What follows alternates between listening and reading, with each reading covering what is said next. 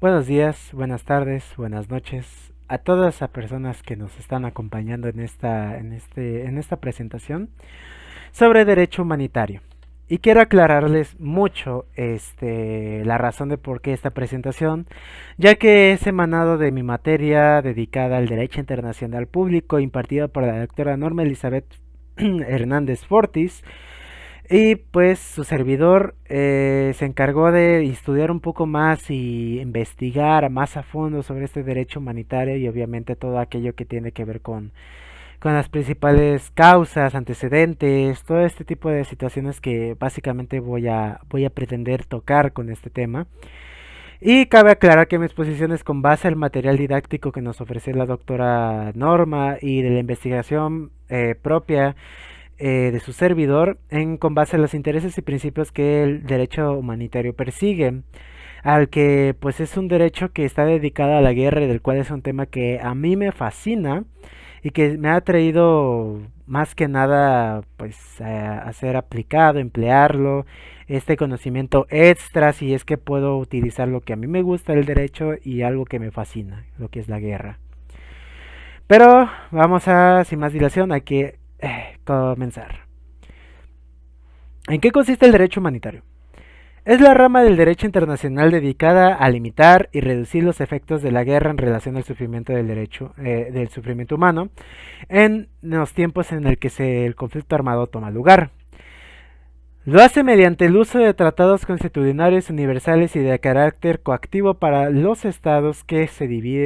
deciden adicionarse, que es decir, constitucionales que, bueno, son emanados de la costumbre como una fuente fundamental del derecho internacional, universales, que es aplicado para todos los estados o sujetos de derecho internacional, y de carácter coactivo para los estados, es decir, que es obligado a los estados que deciden adicionarse a esto. O sea, es como yo firmo el Tratado de Ottawa y debo de obligarme como estado a atender a todo lo que está estipulado como las obligaciones que yo tengo sobre las minas antipersonal, por ejemplo. Cuyo fin es el de proteger a los civiles y aquellos que ya no pertenezcan a ningún tipo de hostilidad, conflicto, y que lo veremos más adelante en el desarrollo de esta presentación. Muy bien, ahora destacando todo esto, el derecho humanitario,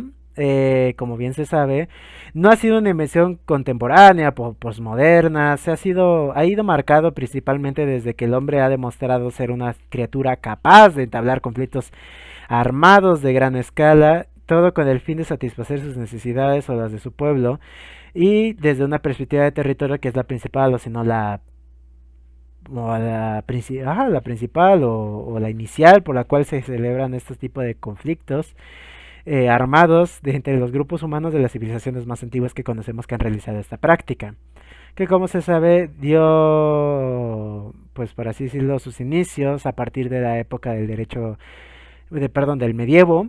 desde aquel momento que el derecho humanitario se ha visto presente en los enfrentamientos a lo largo de toda la guerra generada por el hombre, pero en simples acuerdos que emanaban propiamente de un bando y otro y que no era de forma positiva y formal como lo estamos acostumbrados. Atendiendo al punto del medievo, las cruzadas, perdón, como un pequeño rastro de lo que podemos decir que es el derecho humanitario, ya que se aplicaban ciertas normas en cuanto a lo que es el tratado de los enfermos, aquella posición o el proceder de los prisioneros de guerra. Aunado a esto, en relación a la guerra, las guerras justas son un tipo de guerras, tomando por ejemplo aquí si me quiero detener, ya que es en la que el derecho humanitario toma forma y evidentemente emanaba de la forma de actuar, por lo menos en cuanto a algunos estados que se encontraban en el conflicto y que fue popularizado por parte de Inglaterra a finales de la Edad Media. Las guerras justas, ya que como el uso, bueno, se dio gracias a que ya que como el uso de las nuevas tecnologías de armamento y obviamente la introducción de elementos como lo que son las armas de fuego de tipo monotiro, al igual que el uso de otro tipo de técnicas, también de acciones que podía ejecutar el bando contrario. Por esta razón se daban unas nuevas reformas o nuevas normas para poder regular este tipo de nuevas guerras. Un ejemplo lo podemos ver en las películas antiguas de tiempos de 1800, en el cual el fin de guerra civil lo podemos apreciar, así como de fuerzas armadas que presentaban los soldados de la forma más formal posible, con una banda de guerra, frente a frente con el enemigo, y que contaban con un código de conducta en el que se englobaba todo este tipo de proceder en cuanto a las guerras. Y obviamente el ganador se consideraba como tal si éste seguía este código de conducta en contra de sus fuerzas armadas. En caso de lo contrario, no se contaba como tal a este tipo de bando ganador debido a que no atendió a las normas. Y es como un ejemplo de darnos la pauta a seguir, en darnos una noción de cómo es que el hombre desde estos momentos había celebrado los tratados que solamente regulaba la guerra, pero ahora de una forma de código de conducta, ya que cuando éste se encuentra ya con la guerra a la puerta de su casa, pues ya básicamente estamos atendiendo a un pequeño ejemplo del derecho internacional. Ahora bien, si en la actualidad, como lo hemos visto a lo largo del curso del derecho internacional, se dejó este tipo de acciones de lado, el hecho de agarrar y hacer la guerra, debido a de que se expidieron varios tratados por parte del derecho internacional en la solución de conflictos para poder pues evitar la última instancia, que es la guerra, ya que pues se da cuando desgraciadamente los anteriores medios de solución de conflictos emanados de la ley y de los cuales los estados deben de proceder fracasan y desembocan en una guerra declarada, y que a pesar de que ya se dio, el derecho humanitario es nuestro principal pilar y barco insignia para poder regular este tipo de conflictos. Para ahora vamos a ver lo que es este concepto del Comité Internacional de Ginebra, el cual nos habla sobre los fines y cómo lo catalogan los autores a esta rama del derecho internacional. Recordemos que es una rama, como un conjunto de normas que por razones humanitarias se trata de limitar los efectos de los conflictos armados y protege a las personas que no participan en los combates, y limitan los medios y métodos de hacer la guerra. Vamos a desentrañar todo esto, como dijo Jack el Destripador, vamos por partes. Conjunto de normas, ¿qué? Conjunto de normas. Aquí estamos atendiendo de que ya es un ordenamiento jurídico formal que ya requiere de todos estos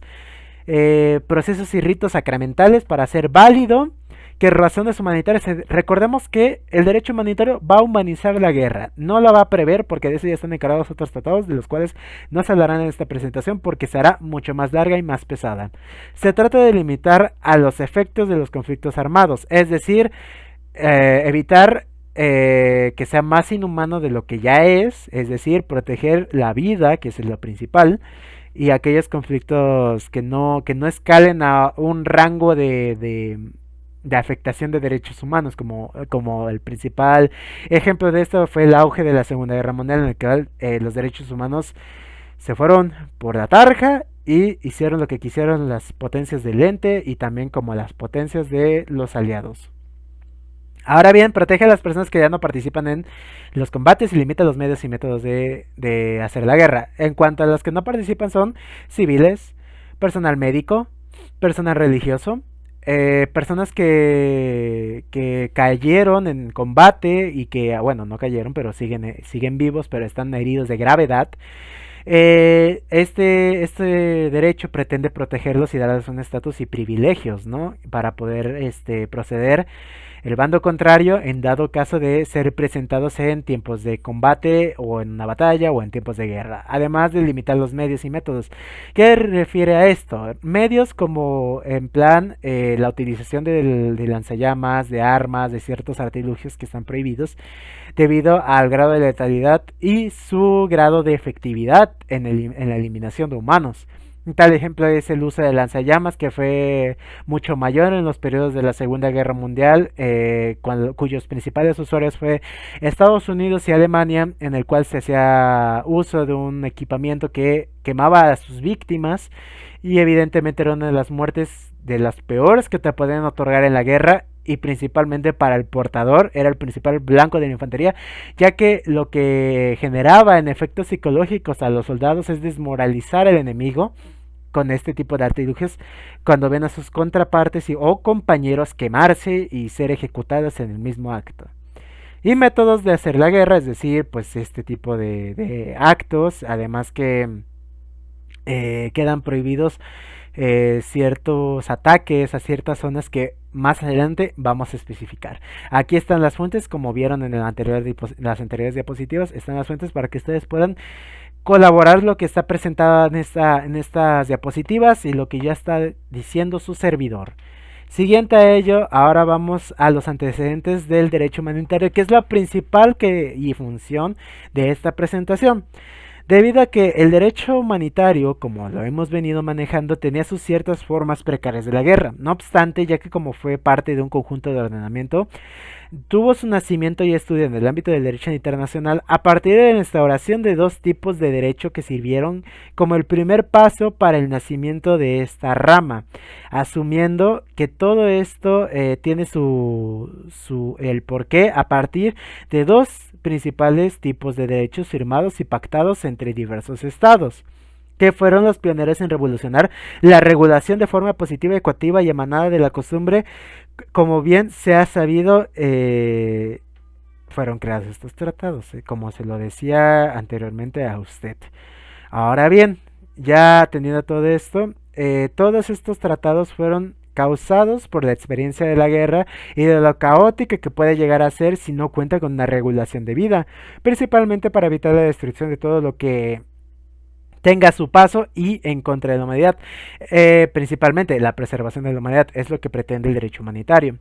En cuanto a lo que es la protección o evitar la destrucción de todo lo que tenga su paso, es a razón de que proteger monumentos nacionales, pinturas, arte, todo este tipo de cosas que son de este grado cultural, pues principalmente es a lo que se refiere ese punto. Ahora bien, el derecho de Ginebra. Entendamos que discúlpenme, exactamente. El derecho de Ginebra es un ordenamiento jurídico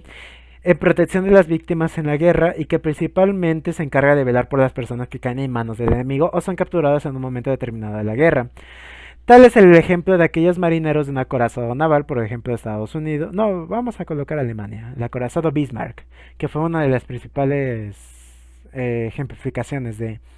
estos actos. Del acorazado Bismarck, que fue hundido por el enemigo, es decir, Inglaterra, en el cual si hay una existencia de supervivientes de las fuerzas navales enemigas, las ganadoras deberán de prestar ayuda a las personas que, a pesar de sus condiciones, están obligados a rescatarlos y a darles lo necesario para que éstas puedan vivir. Es lo que pretende el derecho humanitario. En este sentido muy general,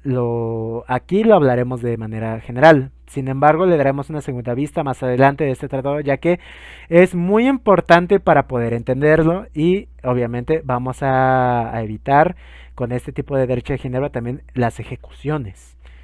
Ahora bien, el derecho de la Haya, el cual es un conjunto de disposiciones que regula la conducción de las hostilidades, siendo parte de estas también la regulación de las organizaciones como es la Cruz Roja, la Media Luna Roja, para regular todo el tipo de agresiones que sufra o haga en relación a los estados en el ámbito internacional, es decir, cómo actuar ante personas que portan estos logotipos,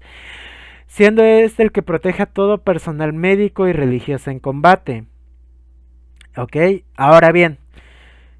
hay que aclarar esto. También existe un protocolo denominado el protocolo de cristal rojo, el cual es otro tipo de tratado que fue cerrado para poder perfeccionar un poco más ambos tratados antes mencionados en el año de 1977. Sin embargo, en el que fue objeto de regulación el de las hostilidades y posteriormente entró en vigor en el 2005. Es como, por así decirlo, una complementación al cómo actuar en cuanto a estos dos emblemas. Ahora bien, primero quiero decirles, para entender un poco más sobre el derecho humanitario, cuáles son las razones por las cuales una nación entra en guerra, para poder entender en qué campo se desarrolla este derecho. Siendo en sí la razón por las que nos planteamos que esta pregunta es para poder entender un poquito más los conflictos armados que se celebran, que puede verse ante los ojos de todo el mundo, como ya lo hemos visto, e incluso hasta hemos sido testigos del nacimiento y la terminación de guerras. Por ello es la razón de esta diapositiva, ya que es una forma de poder entender el campo en el que se desarrolla el derecho humanitario, como se los manejaba. Tales causas pueden ir un tanto parecidas, pero los efectos causados según el lugar y razones en el que se desencadenan, las consecuencias suelen ser diferentes. En este apartado nos encontramos con una clasificación, pero antes que nada quiero aclarar que generadas a partir de la intención de adquisición de tierras en los tiempos de la época antigua. Quiere decir de que, como les venía diciendo anteriormente, la obtención o la adquisición de tierras o cesión de tierras emanada de estos conflictos fue la principal causa en la época antigua de estos conflictos. Y en la actualidad ahora estamos en presencia de varias razones, de muchas más razones que son mucho más complejas que hablaremos a continuación. La clasificación, en este apartado nos encontramos con lo que nos cuenta la ONU, denominado por el órgano que está llamado como Agencia de ahora sí, de la Organización de Naciones Unidas para ONU, para ser más cortos, para los refugiados, que nos muestra las siguientes causas o categorías económicas que se encuentran influenciadas por las causas territoriales. Es decir, básicamente, bueno, antes que nada vamos a primero a observar la siguiente. Causas político-ideológicas, diferencias ideales entre los estados en cuanto a lo que creen o toman como correcto. Después las causas de índole religioso, dado su inicio desde el tiempo de la Edad Media. Permítame. Cabe mencionar que en el pasado la gran mayoría de las guerras eran con la afán de adquisición de tierras, ya que antes la guerra su efecto era creado y la cesión de terrenos, todo esto, ¿no? Y que básicamente observamos aquí que ya son varias las causas, ¿no? Y obviamente vamos a aclarar de esto mucho más, como por así decirlo, vamos a aclarar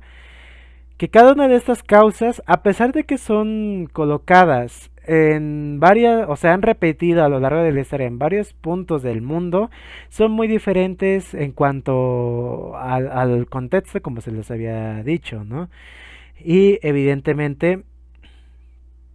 retomando las causas económicas, este tipo de causas, pues bueno, ya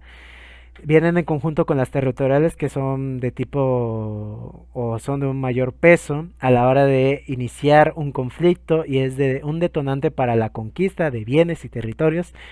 legados e infraestructuras. Las causas político-ideológicas mismas que producen diferencias entre los estados o defensores de una postura u otra, lo que se viene aclarando en este punto, en el que el derecho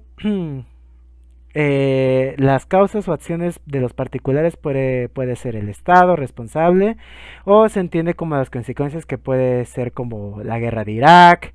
con Estados Unidos o el conflicto más famoso de este tipo, perdón, como el conflicto más famoso de este tipo y que generó un cambio tan repentino durante las décadas de los 60, 70 y 80 como lo que fue la Guerra Fría, por mencionar un ejemplo de las político-ideológicas. Ahora bien, las causas de la religiosa consiste en el conflicto de la defensa de los credos o colocar por encima de otras religiones una más fuerte. Y evidentemente se genera un conflicto, ¿no? Estas son de índole de Edad Media, como es el ejemplo de las cruzadas. Ya lo tenemos ahí.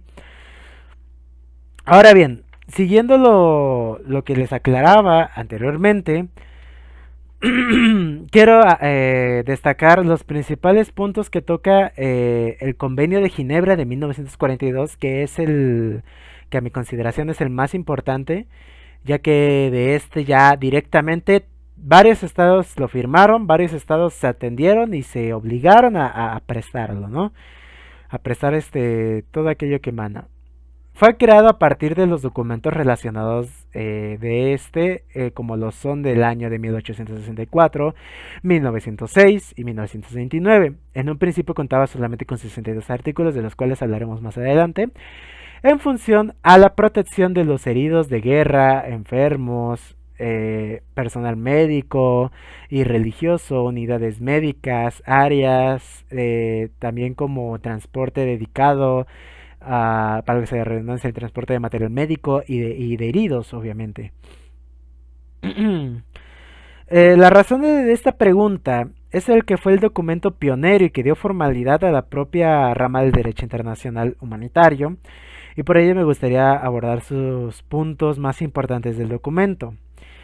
Y obviamente pues quiero también aclarar que iremos en un sentido mucho más general, aclarando cada uno de los artículos, bueno, no uno cada uno, pero las secciones y qué enfatizan cada una de estas secciones de cada artículo. Ahora bien, lo relativo a los heridos y enfermos, así como lo relativo en este apartado, los encontramos a partir de lo que es los artículos de 18, perdón, del 12 al 18 de la misma, pasando luego por la protección de lo establecido, perdón, de los establecimientos sanitarios, al igual que establece dónde ¿cómo se llama? Las condiciones para recibir esta categoría, así como se tiene el proceder cuando hay la presencia de este tipo de conflictos armados, y las garantías que se les otorga este tratado en beneficio de los heridos y a los enfermos. Siguiente a ello, en cuanto a los establecimientos sanitarios, entendiéndose como establecimiento sanitario los lugares o áreas marcadas por los propios ejércitos que son dedicadas a la atención de heridos de combate, ubicados a unos pocos kilómetros de los frentes más disputados en los conflictos armados, que se encuentra estipulado en el artículo 19 al 23 de la Convención. Disculpen. Así como estos actos, perdón, así como los actos en los que ya estas unidades pueden dejar de tener la inmunidad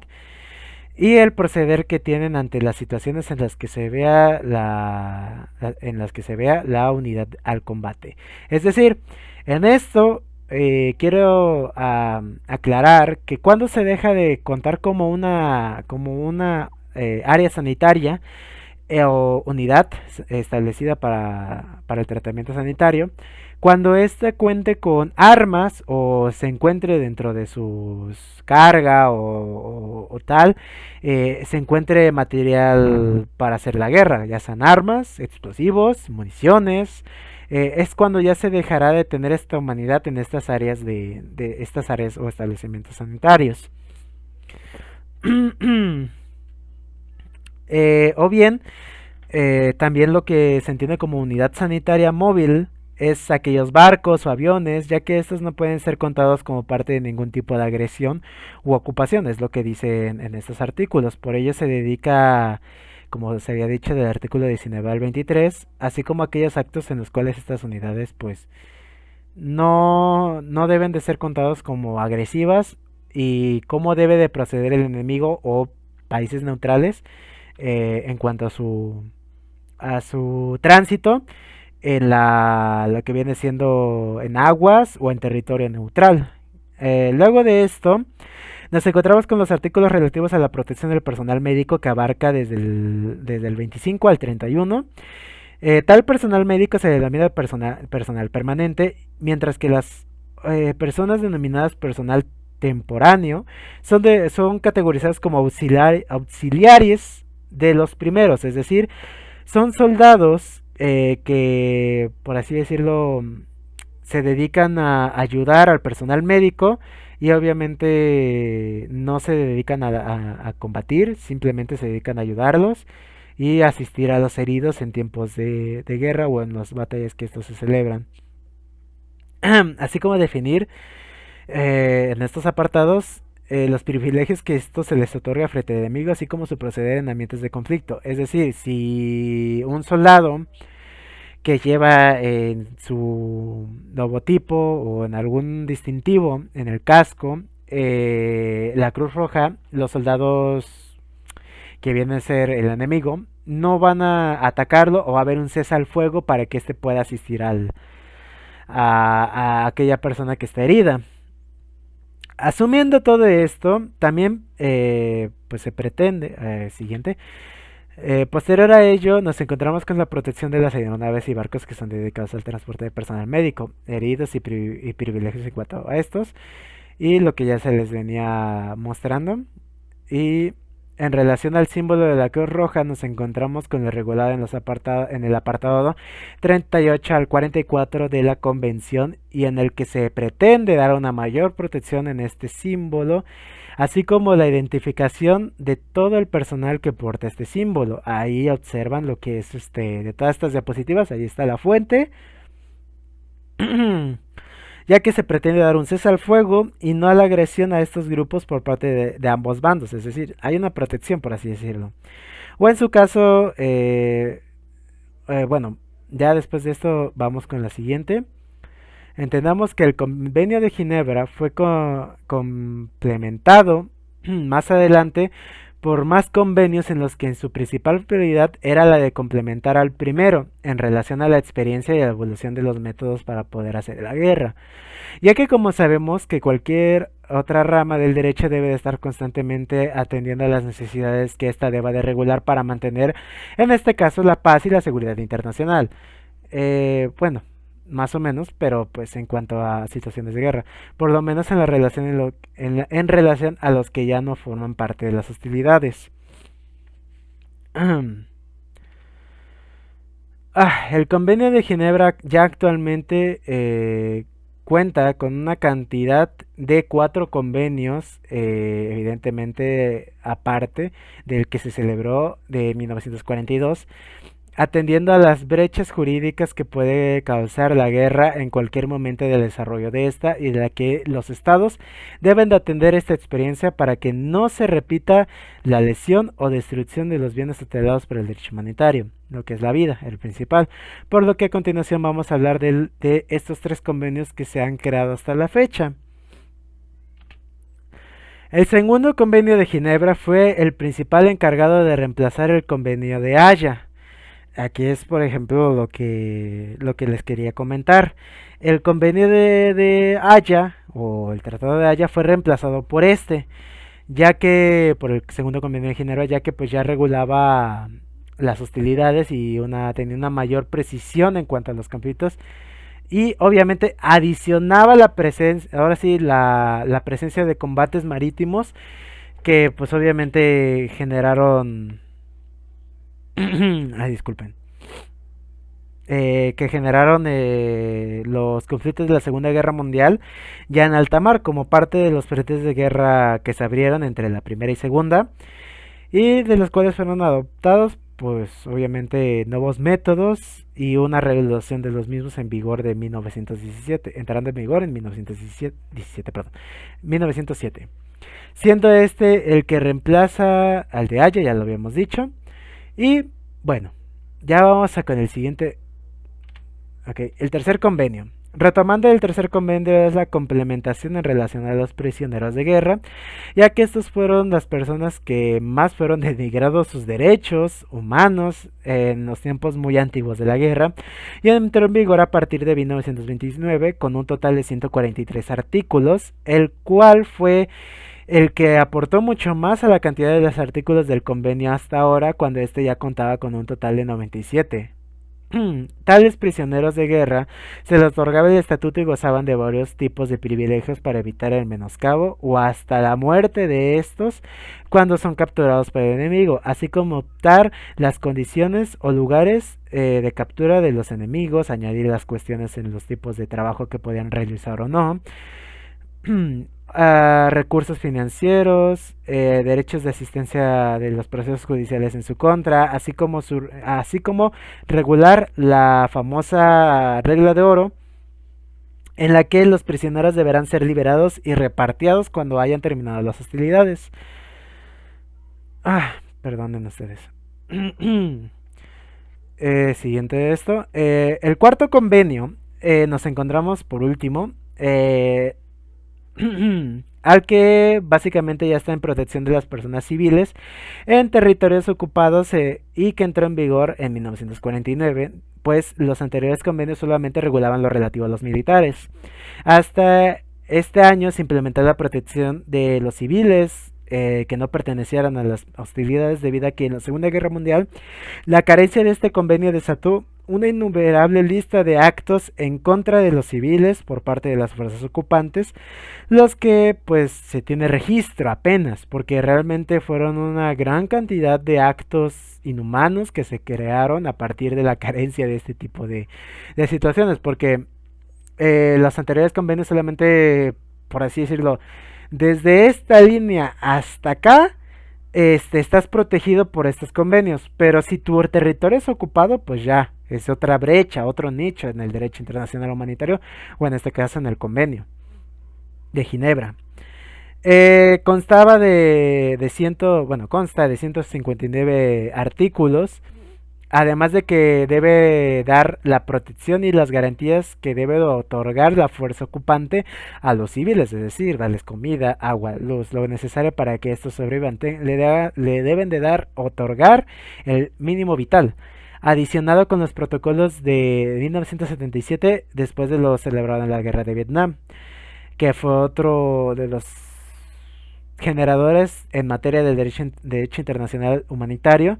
en el que otra vez se volvió a regular todos estos convenios o a emanar más convenios. Por ello se agregaron esos protocolos. Ahora bien, la gran mayoría de estos artículos habla del estatuto y, como les vengo diciendo, pues lo que debe de proceder el estado ocupante a estas personas que pues obviamente están a merced de estos soldados. Y bueno, ya después vamos a pasar con lo que, eh, una pauta a seguir, que también quiero que ustedes la tengan en cuenta, que los daños que puede generar un Estado que no pertenece a estos convenios de Ginebra. La gran potencia alemana, siendo nuestro principal protagonista en el que no perteneció y desatendió a todos estos tratados en la Primera y Segunda Guerra Mundial, fue uno de los principales, en conjunto de Japón, ya que pretendía pues básicamente humanizar la guerra, cada uno de estos tratados, pero esta potencia, debido a su carencia de pertenecer a ella, generó una innumerable cantidad de afectaciones, de actos, del uso de armas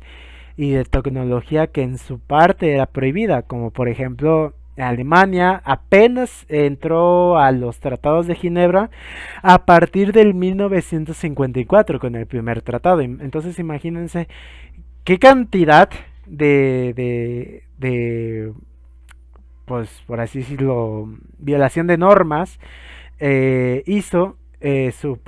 más bien, ajá, sí, hizo a partir de la Segunda Guerra Mundial, eliminando, por ejemplo, a soldados que portaban la Cruz Roja, destruyendo áreas sanitarias o establecimientos sanitarios. Un ejemplo de ello es una película que, y si la pueden ver, se llama La Batalla de Kursk, que es una película que nos salió hace mucho y que habla sobre estos actos que generó la Alemania nazi en áreas que ya se habían predefinido como áreas sanitarias en las que se atendían heridos. Obviamente Alemania, por cuestiones ideológicas, no pertenece a estos tratados debido a que él decía que a la guerra sin cuartel, y evidentemente no había descanso para ellos, además del uso de artefactos de lanzallamas, armas bioquímicas, gas mostaza, también del uso ¿cómo se le dice? Experimentación de personas, esclavitud de personas, un montón de situaciones, ¿no? Y bueno,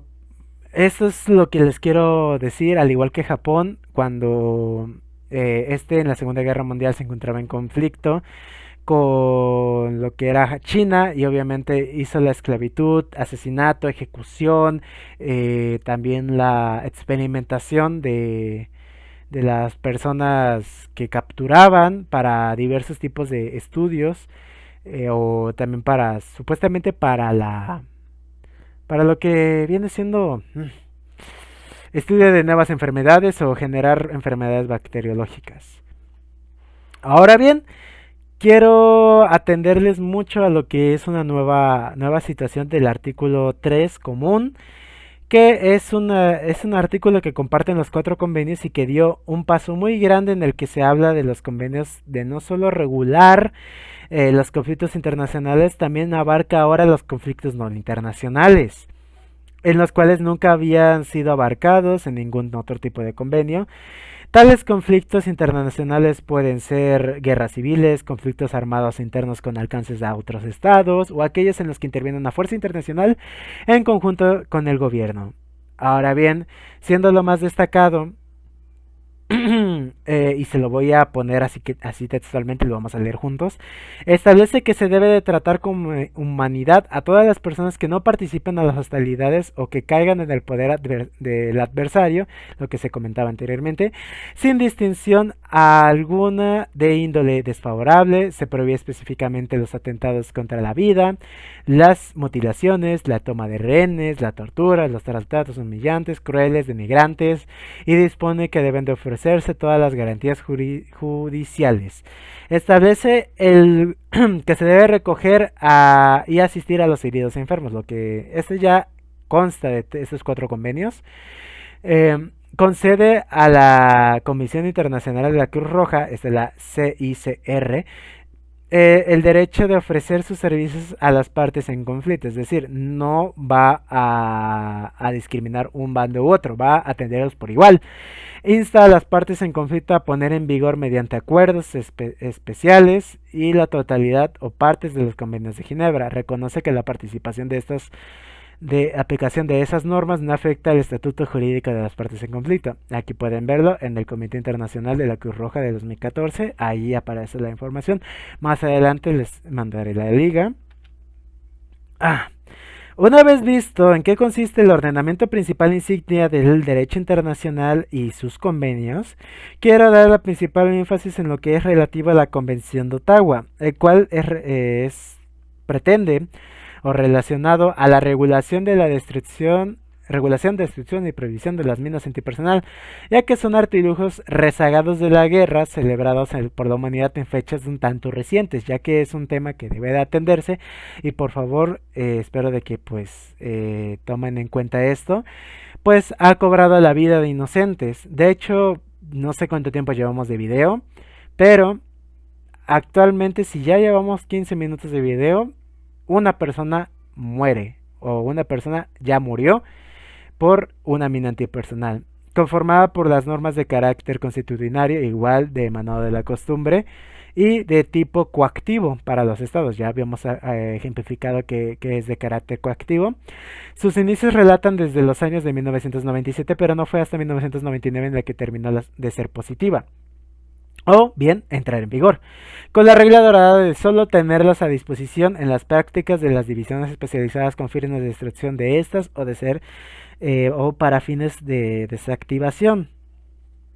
Aunque no lo crean, el hecho de la prohibición de minas antipersonal es un tema que digan ustedes, es viejo o ya no existe o ¿para qué? Es algo que dejó de utilizarse. No, no compañeros. Estas minas no desaparecen por actos de magia ni nada de eso. O sea, la dura realidad es otra. Porque lo que quiero dar es una explicación amplia. Porque obviamente este uso de minas afecta a varios países y de los que les voy a ejemplificar más adelante, y que debe de ser de interés para incentivar a todos tener esta noción de lo peligroso y de lo malo que es la creación de este tipo de dispositivos para evitar la muerte de más personas alrededor del mundo. Muy bien, el Tratado de Ottawa forma parte relativa a regular, como ya se había dicho, pues todo lo anterior a las minas, ¿no? No obstante, cabe destacar de que este tratado solo habla de las minas antipersonal y no de las que van dirigidas a blindados ligeros y pesados. Estos dispositivos se encuentran regulados con ahora sí, lo que es las minas antitanque o antiblindado, se encuentran regulados por la Convención de las Naciones Unidas de 1980 sobre ciertas armas convencionales y normas generales del derecho internacional. Eso es de lo que se regula. Por eso se creó este Tratado de Ottawa, porque este ya directamente se dedica a las minas antipersonal. Ah, perdonen ustedes. Datos destacados de este tratado. Eh, Básicamente pretende obligar a los estados a destruir las minas almacenadas en un plazo de 4 años, una vez ahora sí, entrado en vigor el tratado. En cuanto a las que se encuentran ya activas, se deberá destruir en un plazo de 10 años, pero si no se logra la destrucción de todas las minas, se marcarán las zonas en las que se encuentran minadas para hacer vigilancia y protección a favor de la población civil, siendo el Estado, si no cumple con este término, puede pedir una prórroga o en su caso solicitar una ayuda a otro Estado o a alguna organización. Permítame un momento.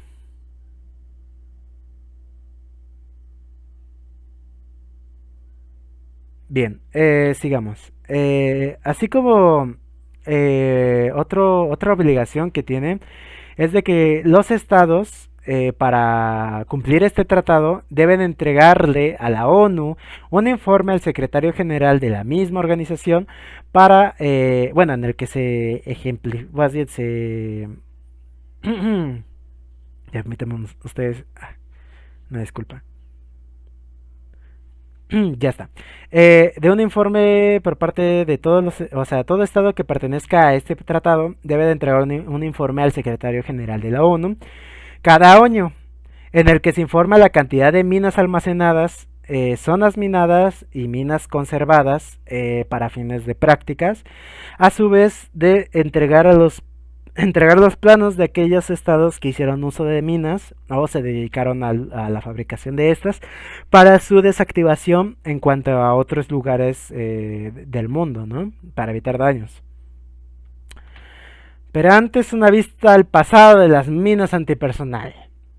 Las minas actualmente son dispositivos que han estado presentes en varias guerras y que han afectado al hombre a lo largo de la historia. Son dispositivos de muy alto riesgo debido a que estas,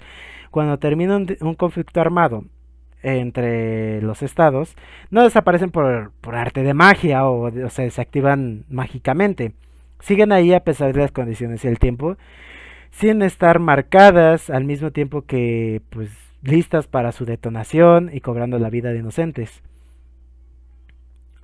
Perdón. Ahora bien, sus orígenes se remontan al tiempo de las cruzadas debido a su efectividad contra los caballos y después fueron evolucionando hasta llegar a la Primera Guerra Mundial. Pero en la actualidad son un tema tan controvertido y sonado en el ámbito internacional ya que aún siguen causando múltiples daños. Ahora, la razón por la cual la estimulación del uso amplio de este tipo de minas en la edad moderna es que se remonta a su uso contra tanques pesados en la Primera Guerra Mundial, pero estas llegaban a ser ineficaces ya que podían ser retiradas fácilmente por el enemigo, por lo que crearon las minas antipersonal. Esto es lo que estimuló la creación de las minas antipersonal, que luego en la década de los 60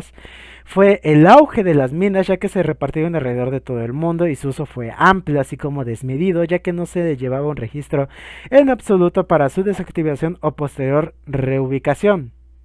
Las minas actualmente pues obviamente tienen un precio promedio, por lo cual su efectividad y también su grado de bajo costo de 15 a 50 dólares americanos. O sea, imagínense lo baratos y lo mortal que puede ser, ya que es una mina antipersonal, no diferencia entre lo que es un soldado y una persona civil. Dependiendo del tipo de elementos que la componen, obviamente, por eso se rige su costo. Ahora, los países más afectados en la actualidad. Los países, desgraciadamente,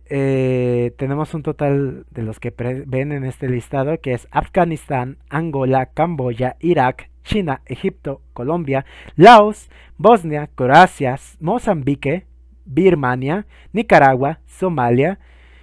Sri Lanka y Sudán. Ahora bien, un general de los Rangers Rojos dijo: las minas son el soldado perfecto. No duermen, siempre valientes y nunca fallan. George C. Marshall. Ahora, el principal nicho de este tratado es que solamente regula los dispositivos que se encuentran en tierra o cerca de esta. Sin embargo, deja de lado aquellas minas marítimas que fueron empleadas con mayor número en los conflictos de las Malvinas y la Segunda Guerra Mundial. O sea, hace que, pues, básicamente, a pesar de que, pues sí, no genere una cuestión mucho más peligrosa que las minas marítimas, hay que observar, pues, estas, a diferencia de las minas antipersonal, como fueron colocadas en áreas como el Atlántico y tal, se perdieron completamente el registro de ellas y siguen hasta el día de hoy activas y pues listas para poder afectar a otros navíos. Por ejemplo,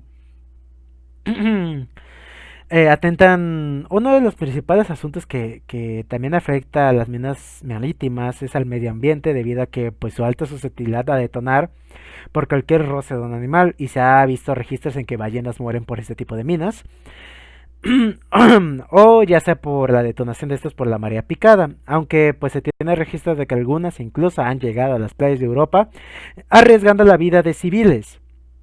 sobre todo de niños que no conocen, por así decirlo, el tipo de artilugios por lo mismo de la antigüedad propias de la Segunda Guerra Mundial, y fue donde que se empleaba mucha más libertad por el régimen nazi y por las tropas aliadas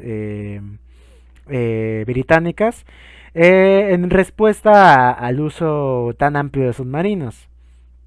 Este tipo de minas, aunque no presentan un peligro mayor, aunque yo lo que les digo es que no presentan un peligro mayor a las de antipersonal, hay ocasiones en las que pueden afectar navíos de civiles dentro. Y si hay un riesgo, existe un riesgo, pero es un nicho pequeño que hay que atender.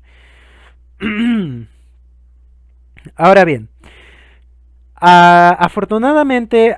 debido a que las minas en sí son dispositivos que son difíciles de detectar, al igual que son costosos los procesos para poder desactivar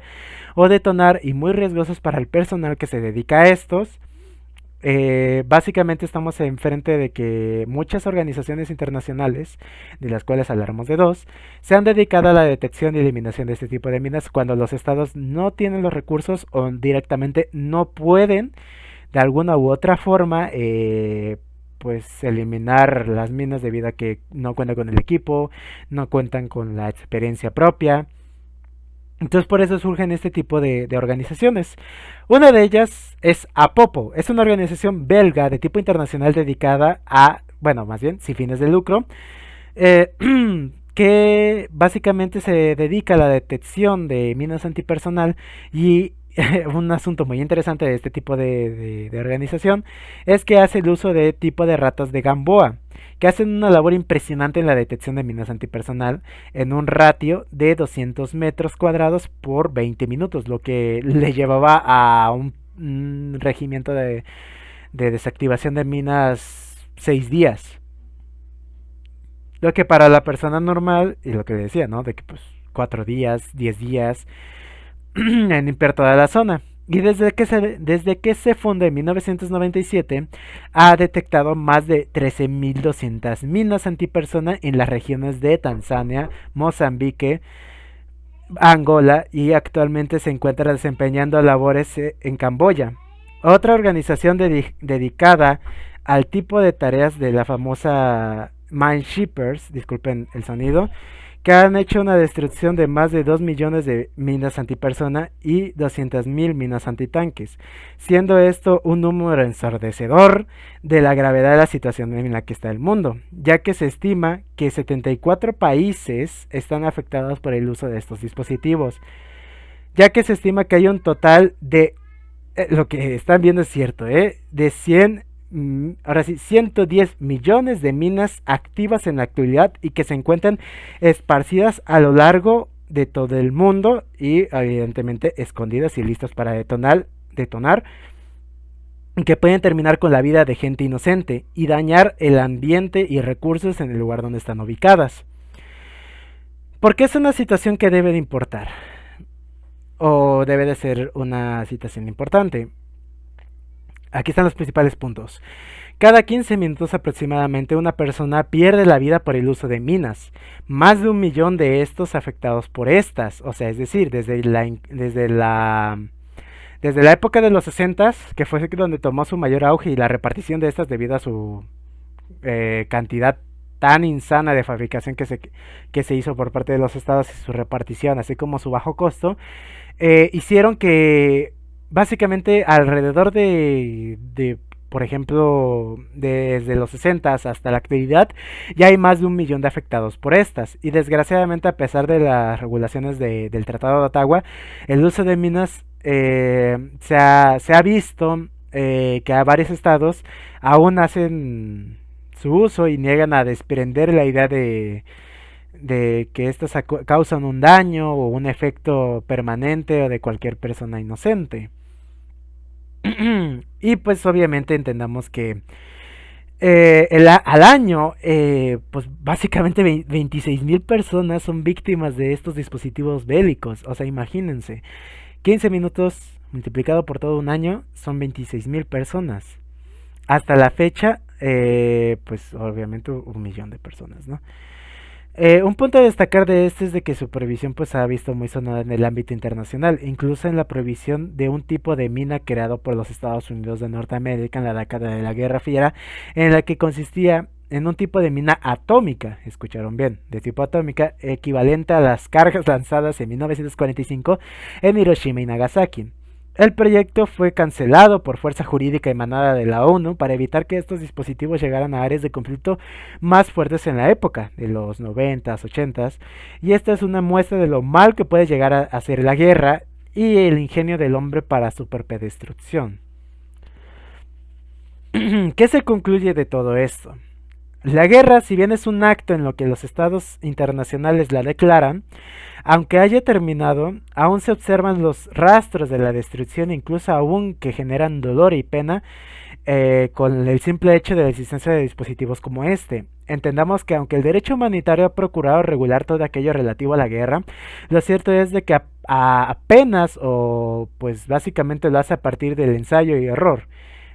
Colocan las normas, el ser humano desgraciadamente encuentra nuevas formas de no violar las normas, sino de generar otro campo de estudio para poder instalar nuevas. Entonces es desgraciadamente con efectos colaterales de diversa naturaleza. Y obviamente lo cierto es que el objeto que tiene el derecho humanitario es que es dinámico y que siempre se encuentra en evolución, como siempre se ha dicho. Y que más que las armas prohibidas por el convenio de 1980, la ONU, por eso debemos entender el grado de importancia, ya que causan miles de víctimas al año, ¿no? O sea, básicamente estamos hablando de que las minas, eh, a pesar de que ya están prohibidas, aún siguen estando presentes y generando daños. Entonces, eh, obviamente, a pesar de que ya se encuentran reguladas y todo esto, aún siguen eh, generando dolor y al mismo tiempo, pues básicamente lesionando a gente de por vida, ¿no?